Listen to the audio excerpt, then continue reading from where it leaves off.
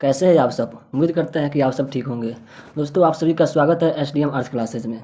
आज मैं आप लोग के लिए लेकर आ गया हूं भूगोल का पार्ट 3।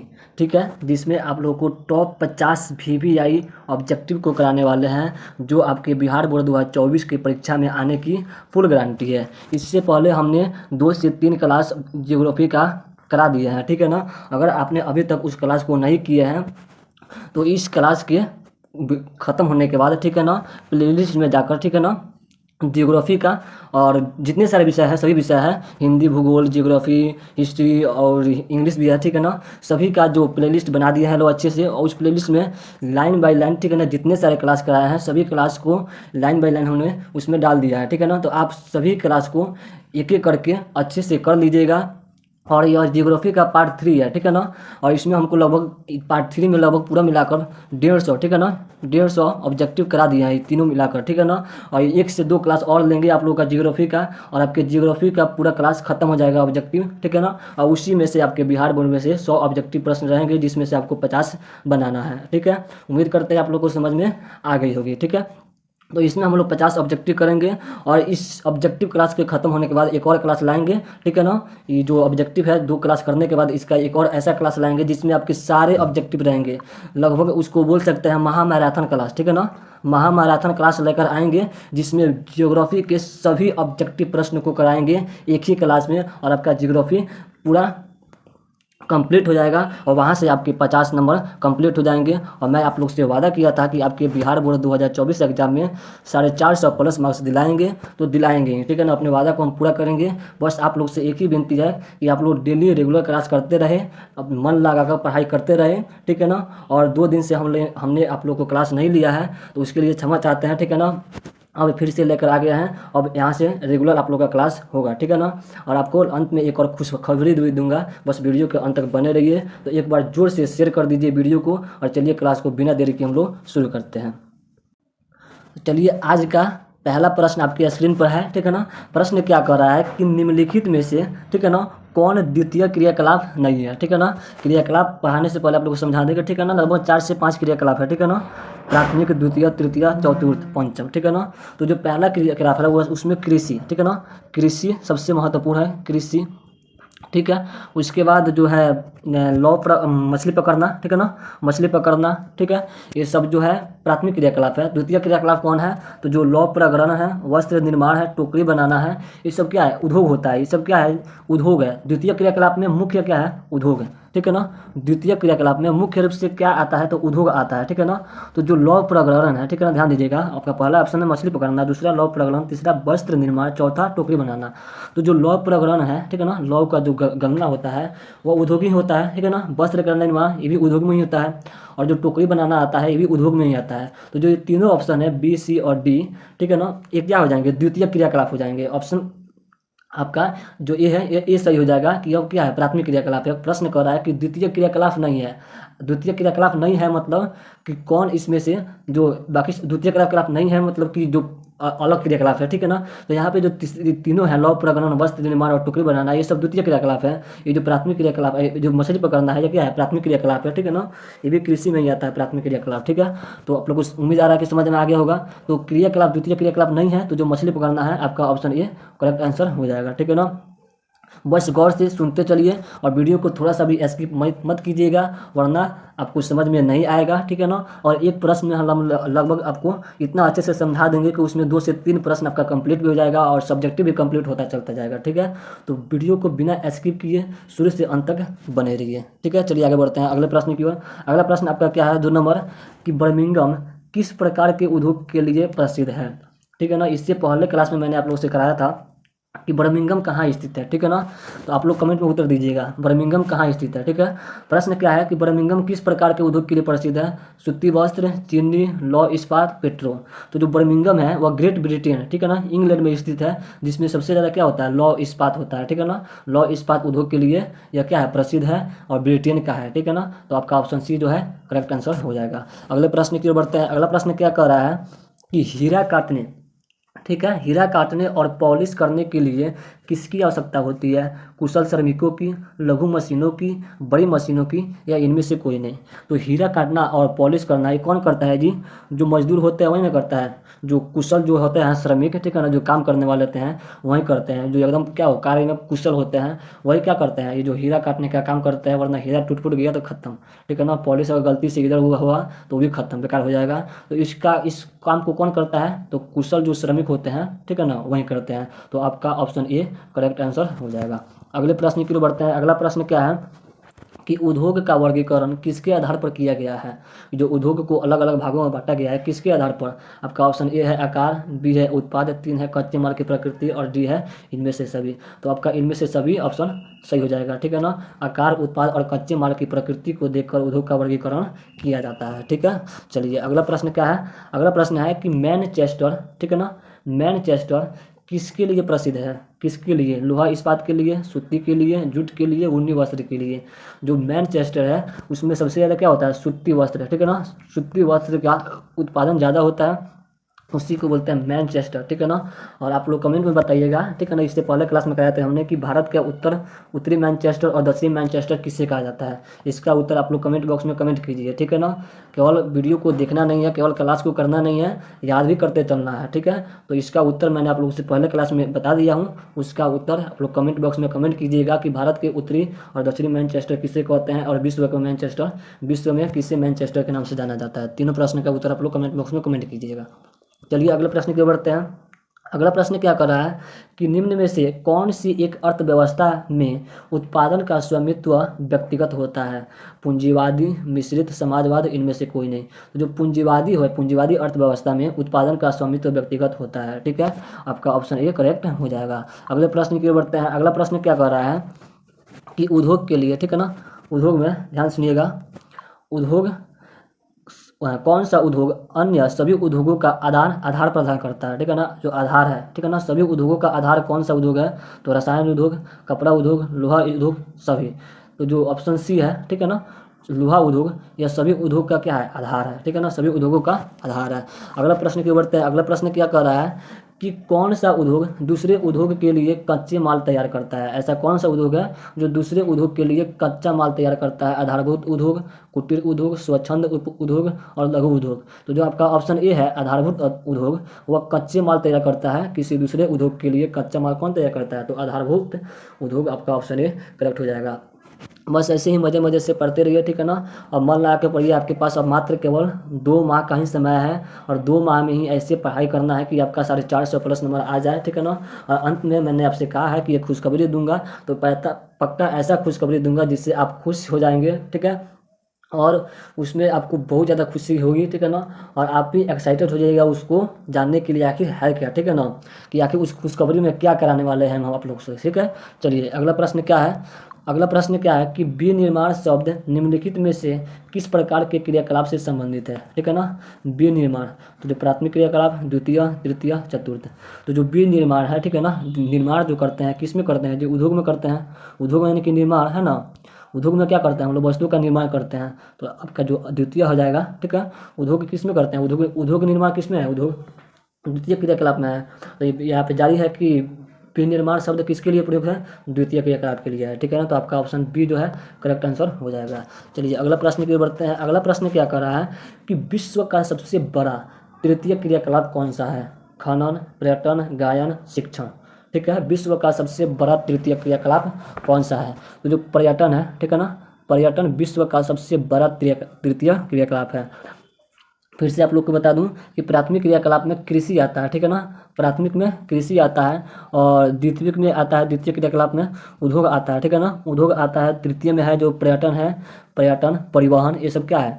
तृतीय क्रियाकलाप हो गया। और चतुर्थ क्रियाकलाप में आता है शिक्षण, ठीक है ना, शिक्षा, मुख्य रूप से शिक्षा, सेवा क्षेत्र, ठीक है ना। तृतीय क्रियाकलाप में सेवा भी आता है, ठीक है ना। तो यहाँ पे आपका प्रश्न क्या है कि विश्व का सबसे बड़ा तृतीय क्रियाकलाप कौन सा है? तो पर्यटन है, ठीक है ना।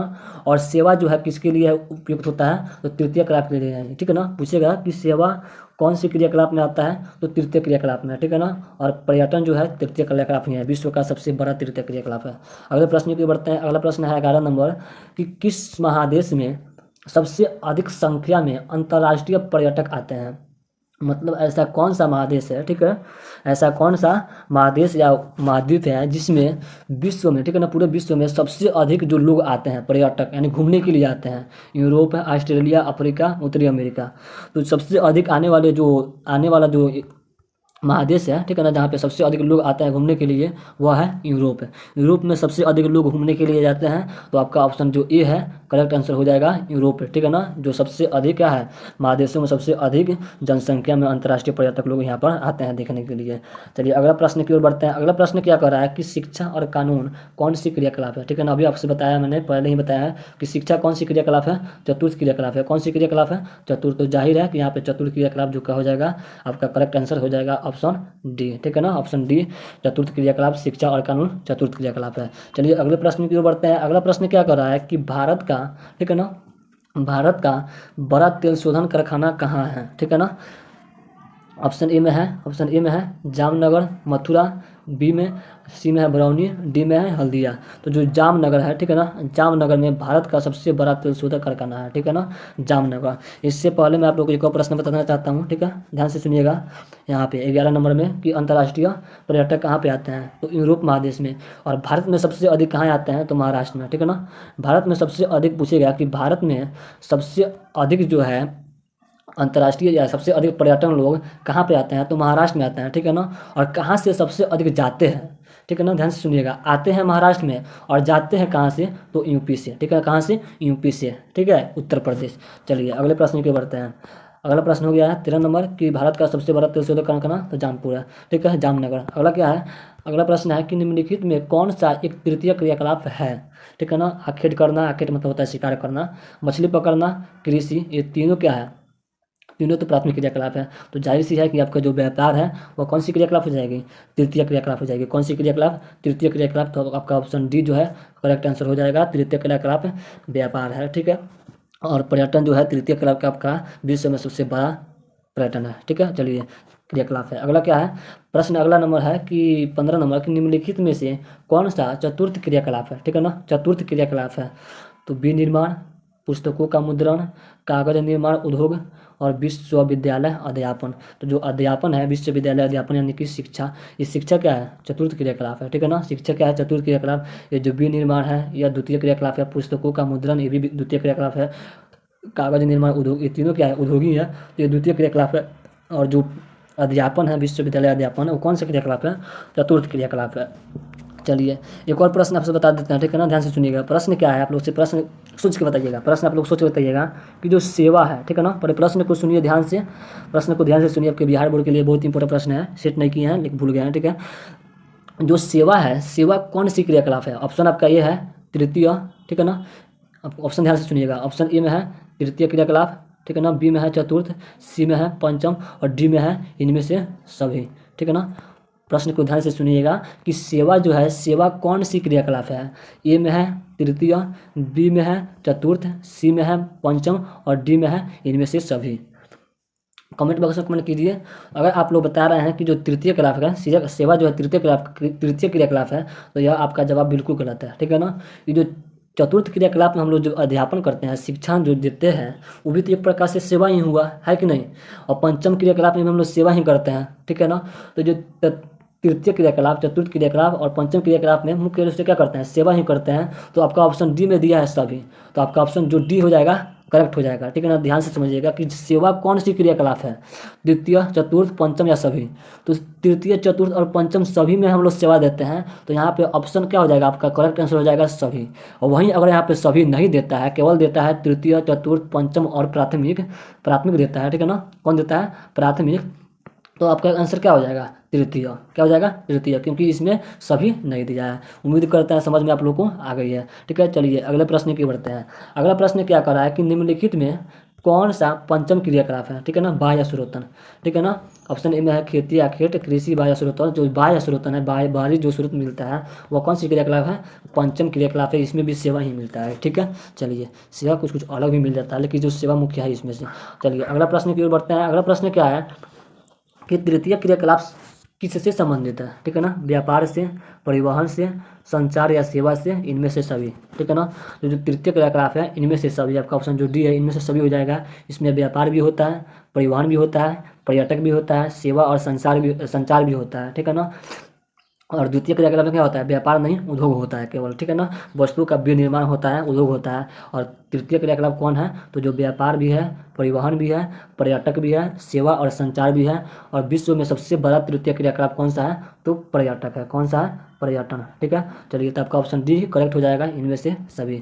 अगले प्रश्न की बढ़ते हैं। अगला प्रश्न क्या कह रहा है कि वर्तमान समय में इंटरनेट, ठीक है ना, वर्तमान समय में इंटरनेट की सब अच्छी तरह कौन नहीं जुड़ा है, इंटरनेट से अच्छी तरह कौन नहीं जुड़ा है। America, Canada, Scandia, Australia. जो ऑस्ट्रेलिया महादेश के जो लोग हैं वह इंटरनेट से अच्छे से नहीं जुड़े हैं, तो आपका ऑप्शन जो डी है ऑस्ट्रेलिया वह करेक्ट आंसर हो जाएगा।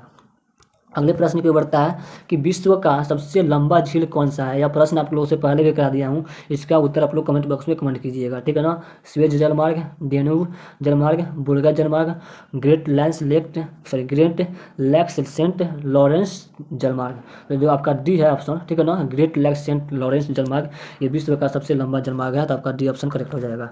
चलिए अगला प्रश्न क्या है कि वर्ल्ड वाइड वेब का आविष्कारक कौन है, तो रे टोमिनिसन, जॉर्ज बर्जर, टिम बर्नर्ली या बिंट सर्फ है। तो जो टिम बर्नर्ली है, ठीक है ना, ऑप्शन सी टिम बर्नर्ली, उसी ने क्या किया था, वर्ल्ड वाइड वेब का आविष्कार किया था। चलिए अगले प्रश्न की ओर बढ़ते हैं। अगला प्रश्न क्या है कि पनामा नहर जोड़ता है किससे। पनामा नहर जो है, पनामा नहर को किससे जोड़ता है, पनामा नहर ही है वह किससे जुड़ा हुआ है, तो आपका पोर्ट साइड से, कोलोन से, हिनोलुलु से या लाल सागर से। तो जो कोलोन है, ठीक है ना, ऑप्शन बी कोलोन से जो है पनामा नहर जुड़ा हुआ है। इसमें एक और प्रश्न है कि पनामा नहर, ठीक है ना, पनामा नहर किस महादेश से जुड़ा हुआ है, तो प्रशांत महासागर से और अटलांटिक महासागर से, ठीक है, इसको भी याद कर लीजिए। अगले प्रश्न की बढ़ते हैं। स्वेज नहर में निम्न में से किसे जोड़ती है, जो स्वेज नहर है वह किसे जोड़ती है। हिंद महासागर को अरब महासागर से, अटलांटिक महासागर को प्रशांत महासागर से, भूमध्य सागर को लाल सागर से, या हिंद महासागर को प्रशांत महासागर से। जो आपका ऑप्शन सी है भूमध्य सागर एवं लाल सागर, करेक्ट आंसर हो जाएगा ऑप्शन सी।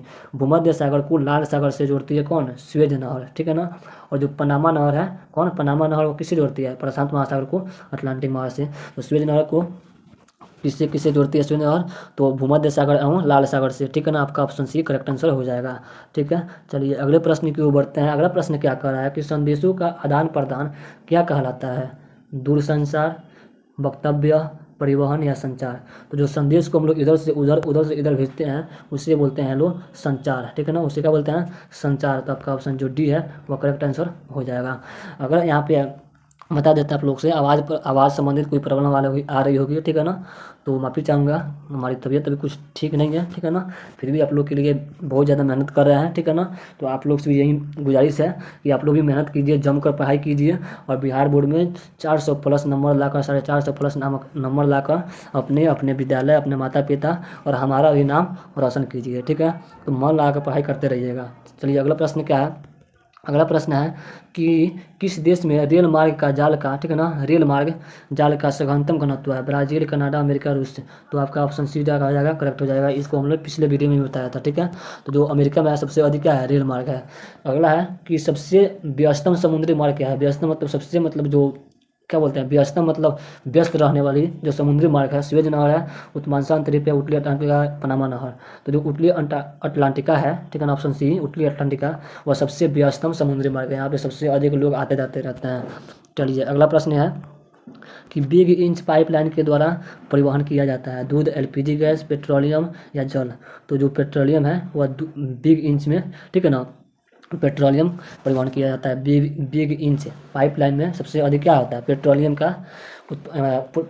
परिवहन होता है, ठीक है। चलिए अगले प्रश्न की बढ़ते हैं। अगला प्रश्न है 27 नंबर कि संसार का सबसे लंबी पाइपलाइन की लंबाई कितनी है, 4800, 4500, 480, 48,000। तो जो 4800, ठीक है ना, कितना, 4800 संसार की सबसे बड़ी पाइपलाइन की लंबाई है, ऑप्शन ए आपका करेक्ट आंसर हो जाएगा। अगले प्रश्न की बढ़ते हैं कि परिवहन का सबसे तीव्र किंतु सर्वाधिक महंगा संसाधन कौन सा है, वायुयान, जलयान, कार या मेट्रो। तो जो वायुयान है, ठीक है ना, हवाई जहाज, सॉरी ऑप्शन ए हवाई जहाज क्या है, सबसे अधिक महंगा भी है और सबसे तेज़ी में एक जगह से दूसरे जगह पहुंचाने वाला क्या है, संसाधन भी है। तो आपका ऑप्शन ए करेक्ट हो जाएगा। अगला प्रश्न क्या है कि पनामा नहर किसे जोड़ती है, पहले ही बताया है, प्रशांत महासागर से, अटलांटिक महासागर से। ऑप्शन बी जो है करेक्ट आंसर हो जाएगा।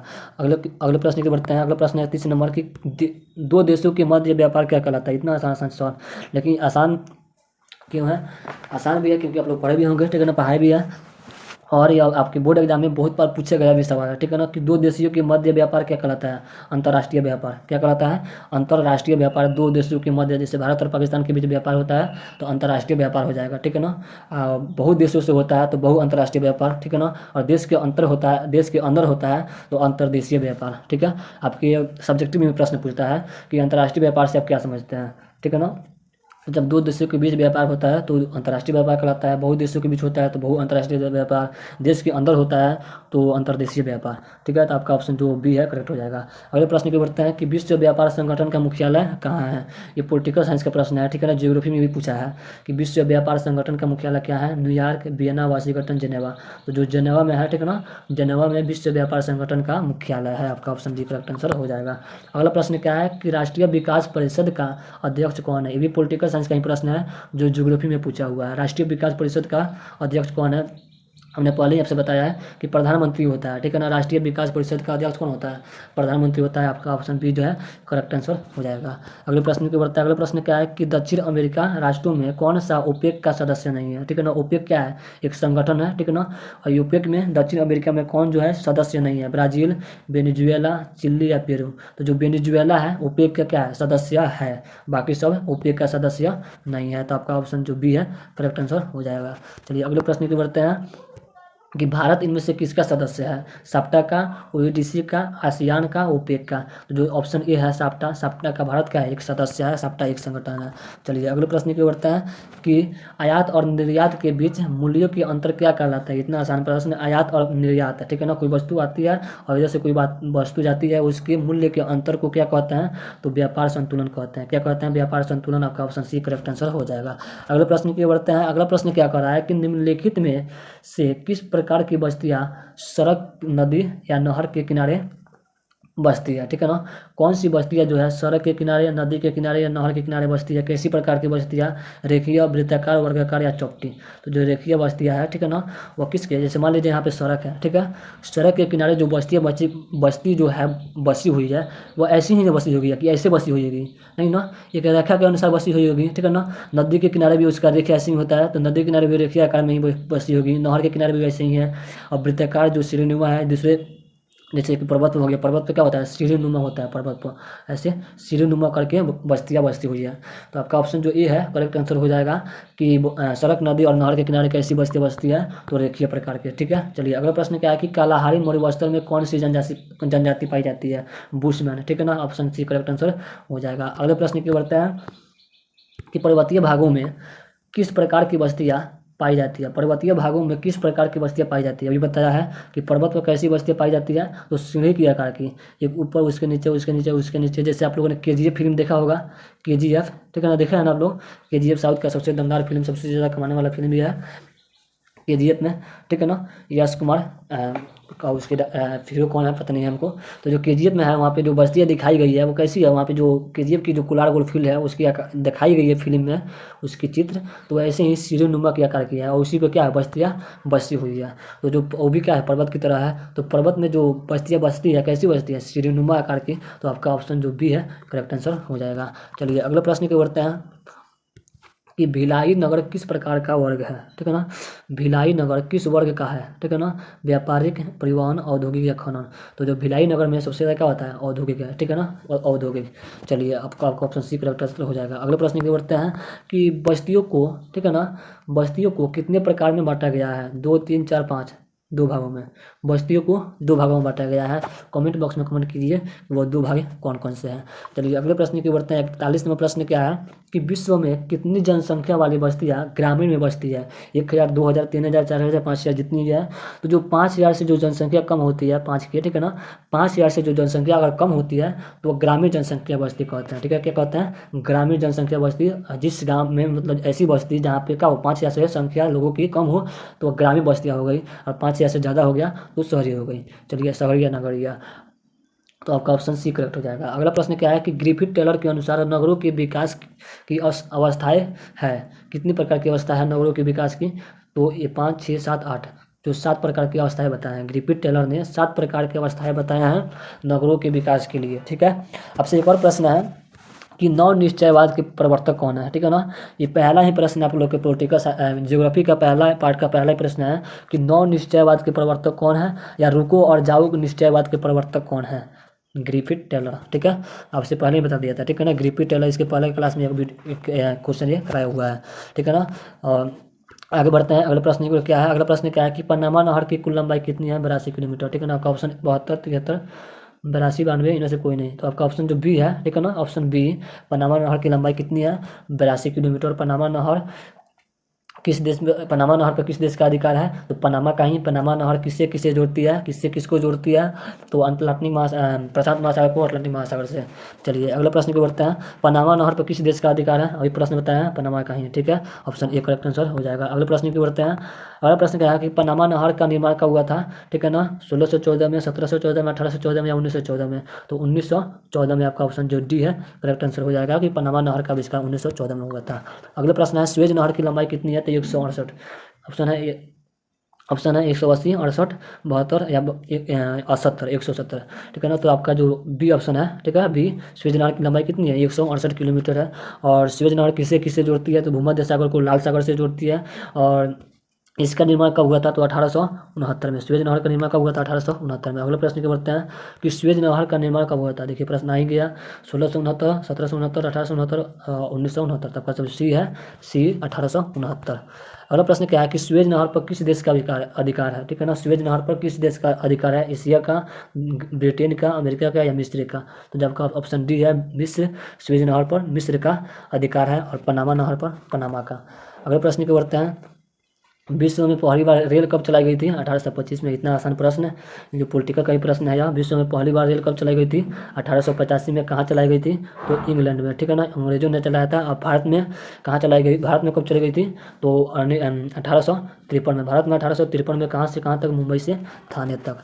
50 नंबर प्रश्न क्या है, 50 नंबर प्रश्न वही है कि भारत में पहली बार रेलगाड़ी कब चलाई गई थी, 1853 में, मुंबई से थाने तक की। चलिए आप लोग 50 प्रश्न कंप्लीट तो हो गए। अब आप लोग को खुशखबरी क्या देते हैं। ठीक है ना, ध्यान से सुनिएगा। खुशखबरी क्या है कि आज शाम की क्लास में मैं आप लोग को कराने वाला हूँ। ठीक है ना, मैंने आप लोग से वादा किया था, ठीक है ना, कि 10 दिन में, ठीक है, 10 दिन में इंग्लिश को कंप्लीट कराने का वादा किया था। ठीक है ना, इंग्लिश को कंप्लीट कराने का वादा किया था, सब्जेक्टिव प्रश्न को सभी। ठीक है ना, तो मैं आप लोग उस वादा को पूरा करने के लिए आ गए हैं। क्लास 2 दिन से मिस हो रही थी, 4 दिन से, उसके लिए क्षमा चाहते हैं। ठीक है, और आप लोग इस वीडियो को पूरा कर लिए, तो सबसे पहले आप लोगों को करना क्या है, चैनल को ओपन करना है हमारा। ठीक है ना, चैनल को पूरा ओपन कीजिए और उस चैनल पे जाइए प्लेलिस्ट में। ठीक है ना, प्लेलिस्ट में जाइए, वहाँ पे सभी जो हिस्ट्री है, हिंदी है, इंग्लिश है, पॉलिटिकल है और ज्योग्राफी, सभी के प्लेलिस्ट बना दिए गए हैं। सभी में उसके ऑब्जेक्टिव करा दिए गए हैं। ठीक है ना, और सभी के लगभग 2 से 3 ऑब्जेक्टिव क्लास हो गया है और 1 से 2 क्लास और होगा और आपका पूरा ऑब्जेक्टिव हिस्ट्री, हिंदी और सबका ऑब्जेक्टिव क्या हो जाएगा, खत्म हो जाएगा। ठीक है ना, बस एक इंग्लिश अभी बाकी रह जाएगा। इंग्लिश को क्लास में कराएंगे और ख़त्म होने के बाद आपके लिए महा मैराथन क्लास को कराएंगे। ठीक है ना, बहुत जल्द हम लोग आप लोग के लिए लाइव क्लास भी लेने आ रहे हैं। ठीक है ना, लाइव क्लास बहुत जल्दी आप लोग के लिए लेकर आने वाले हैं लाइव क्लास को, जिसमें आप लोग को उत्तर खुद आप लोग को बताना है। बस हम आप लोगों को क्वेश्चन कराएंगे, 100 से 150 क्वेश्चन देंगे और आपका पूरा खत्म हो जाएगा। ठीक है ना, सिलेबस जो आपका समाप्त हो जाएगा। और खुशखबरी क्या है कि आज की क्लास में हम एसए लेकर आ रहे हैं इंग्लिश के। ठीक है ना, 10 दिन में मात्र इंग्लिश को ख़त्म करेंगे। और ये जो एसए है, ठीक है ना, समझा देते हैं, सबसे पहले इसे बता देते हैं। यह एसए का ऐसा ट्रिक है ना, जो आज आपने आज तक कभी नहीं देखा होगा, कहीं नहीं सुना होगा कि भाई ऐसा भी ट्रिक हो सकता है। आज से पहले आप लोग को सभी ने जो यूट्यूब पर जो भी क्लास किए होंगे उसमें ट्रिक दिया होगा कि भाई इसका इंट्रोडक्शन जो है 40 शब्द में दे दीजिएगा, इसके लाभ के बारे में 40 शब्द लिख दीजिएगा, इस कहानी के बारे में 40 शब्द लिख दीजिएगा। लेकिन लिखना क्या है, कैसे लिखना है ना। और उसके बाद क्या करते हैं, 10 को टॉपिक दे देते हैं कि इसी 10 ही टॉपिक में से आएगा, आप लोग लिख लीजिएगा। तो लिखिएगा कैसे, कैसे आप लोग उसको अनुवाद कीजिएगा। ठीक है ना, कैसे 1.5 पेज लिखिएगा, वो उसका ट्रिक लेकर आएंगे हम लोग आपके लिए। ठीक है ना, उसका ट्रिक लेकर आएंगे और उसमें हमने खुद लिखा है, 150 शब्दों में खुद लिखा है। और उसमें ऐसी ऐसी बातें लिखी है ना कि 10 से 50 जो विषय है ना, सॉरी 10 से 20 जो विषय है, उस 10 विषय पर यह लागू हो जाएगा। ठीक है ना, 1.5 पन्ना ऐसे लिख कर ला है और आपको याद भी उसी समय हो जाएगा। इस ऐसे माध्यम से लिखे हैं ना, ये जो ट्रिक है ना, ट्रिक देखिएगा तो आप लोग बोलिएगा कि हाँ ऐसा भी कुछ हो सकता है और आपको पूरा का पूरा नंबर मिलेगा। ठीक है ना, और उससे पहले आपसे गुजारिश है कि सबसे पहले इंग्लिश का जो है, इंग्लिश का सिलेबस देख लीजिए। सबसे पहले उसका सिलेबस देखना बहुत ज़रूरी है। किसी भी एग्ज़ाम के लिए सिलेबस को कंप्लीट करना बहुत ज़रूरी है। सिलेबस से पता चलता है कि हमको कहाँ से किस रास्ते से जाना है, ठीक है ना, और कितना पढ़ना है, क्या छोड़ना है, बहुत ज़रूरी है सिलेबस को लेकर, ठीक है ना। और एक और आप लोग से अभी एक शाम को क्लास में लाएंगे कि कैसे आप 2 माह में ही 400 प्लस नंबर लाएंगे, वो सारी बातें बताएंगे आपको नेक्स्ट क्लास में, ठीक है ना। क्लास बहुत लंबी हो गई है, अब चलिए बिना हम लोग देरी किए अगले क्लास की तैयारी करते हैं। और आप लोग मस्ती में मज़े मज़े पढ़ते रहिए, ठीक है ना। और आपके लिए लेकर आ रहे हैं बहुत ही जल्द इंग्लिश में एसे लिखने का धांसू ट्रिक। और अगर आप लोग को वीडियो अच्छी लगी है तो वीडियो को सब्सक्राइब तो कर ही दिए होंगे, बस शेयर कीजिए, ठीक है ना। बस शेयर करते रहिए, वीडियो को लाइक कर दीजिए। आपकी लाइक से ही हम लोग को खुशी आती है, मिलती है। और सुंदर सा कमेंट कीजिए कि हाँ अच्छी लगी है, और सुंदर सा कमेंट करते रहिए। कमेंट आप लोग करते नहीं है, ठीक है ना। जो भी क्लास आप लोग कर रहे हैं उसमें अच्छा अच्छा कमेंट कीजिए, ठीक है ना। कुछ भी हो कमेंट करते रहिए। प्रश्न अगर कोई प्रश्न फंसा है तो वो भी कमेंट करके पूछ सकते हैं, ठीक है ना। और नहीं तो यहाँ पे आप लोग के 2 नंबर शो रहेंगे, उस नंबर पे क्या करना है, आप लोग को कॉल करके पूछ लेना है कि सर इसका उत्तर क्या होगा, इसका उत्तर क्या होगा। और इसके डिस्क्रिप्शन में, इस वीडियो के लिंक डिस्क्रिप्शन में आप लोग को लिंक दे दिया जाएगा टेलीग्राम का और व्हाट्सअप का, ठीक है ना, व्हाट्सअप ग्रुप का। उस ग्रुप में ज्वाइन होकर, ठीक है ना, उस ग्रुप में आप लोग को सारे चीज़ का PDF प्रोवाइड कर दिया जाएगा, वो भी फ्री में, ठीक है। चलिए मिलते हैं अगले क्लास में, तब तक के लिए जय हिंद।